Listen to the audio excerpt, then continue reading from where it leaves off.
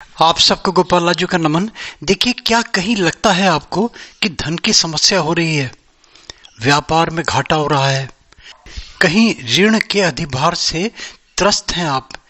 यानी कि ये मान के चलिए कि कहीं भी किसी भी रूप में फाइनेंशियल क्राइसिस है, धन की समस्या है, मनी की प्रॉब्लम है, गरीबी दूर करनी है, अमीरी बढ़ानी है, यानी कि किसी भी प्रकार से धन के सुख की अगर लालसा है आपको, तब इसके लिए बहुत सारे उपाय मिलते हैं। तंत्र हैं, पूजा हैं, टोटके हैं। और फिर अगर तंत्र में जाते हैं तो तंत्र में फिर बहुत सारी क्लिष्ट साधनाएं भी हैं, बहुत सारी ऐसी साधनाएं भी हैं जहां पे भय बना हुआ है, जैसे शंखनी की साधना, यक्षिणी की साधना, कर्ण पिशाचिनी की साधना, यक्ष हैं, यक्षिणी हैं, बहुत सारी देवी देवताएं इस टाइप के हैं जहां पे जिनको करने से मन में भ्रम बना रहता है, संशय बना रहता है और एक भयातुर रहता है व्यक्ति कि इनकी साधना करने से कहीं कोई अनहित तो नहीं होगा। मगर सबसे सौम्य, सबसे सरल, सबसे सहज जो साधना आती है यक्षिणियों में, वो है रति प्रिया यक्षिणी की साधना। अब रति प्रिया यक्षिणी जी की साधना भी बहुत सारे तरीकों से होती है। अगर पूरे विधि विधान से जाएंगे तब तो फिर कर्म कांड की लंबी चौड़ी प्रक्रियाएं हैं, मगर सरलीकरण हमारा उद्देश्य है गोपाल राजू मोटिवेशनल वीडियोस का। और उसमें भी हमें सहयोग कर रहे हैं हमारे परम सहयोगी, परम स्नेही, हमारे उत्तम नारायण पांडे जी। इस बार देखिए, धन संबंधी समस्याओं को दूर करने के लिए रति प्रिया यक्षिणी जी का एक सरल सा प्रयोग, एक उपाय, इसको करें और जीवन को सार्थक बनाएं। मगर मैं बार बार कहता हूं कि धन की पहले परिभाषा गोपाल राजू के शब्दों में जरूर समझ लें, है ना। बहुत सारे सब धन ही धन है सारे, वो कौन सा वाला धन। और एक रिक्वेस्ट, अच्छा लगे तो लाइक, सब्सक्राइब, फॉरवर्ड, एक नोटिफिकेशन बेल आता है, इसमें प्लीज जरूर क्लिक कर दिया करें।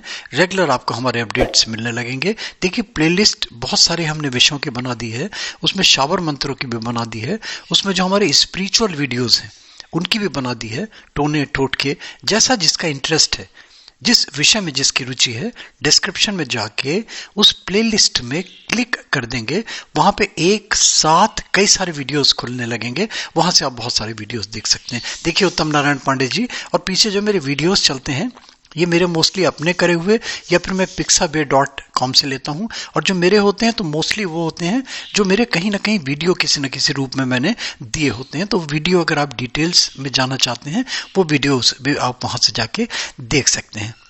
श्री सीताराम। गोपाल राजू मोटिवेशनल वीडियो के लिए मैं उत्तम नारायण पांडे आज धनदा रतिप्रिया यक्षिणी से संबंधित चर्चा लेकर के उपस्थित हूँ। जितनी भी यक्ष और यक्षिणियों की साधनाएं हैं, उनमें अगर तुलनात्मक रूप से देखा जाए तो धनदा रतिप्रिया यक्षिणी की साधना सर्वाधिक सुगम, सर्वाधिक प्रभावी और निरापद है। यद्यपि यक्षिणी की साधना है तो पूर्ण रूप से तो निरापद नहीं ही कही जा सकती है, लेकिन फिर भी तुलनात्मक रूप से आप इसको देखेंगे, जैसा कि अन्य यक्ष यक्षिणियों की साधना भयप्रद होती हैं, उसकी तुलना में इसमें खतरा कम है और लाभ की मात्रा बहुत अधिक है। इस अनुष्ठानिक प्रक्रम में जाएं या इसके साधनाओं में जाएं, इसके उपायों में जाएं, तो कुबेर का मत है कि नांगन्यासः करन्यासो न छंदो ऋषिदैवतम कुबेरस्य मतो नास्या पूजापि क्रियते तथा।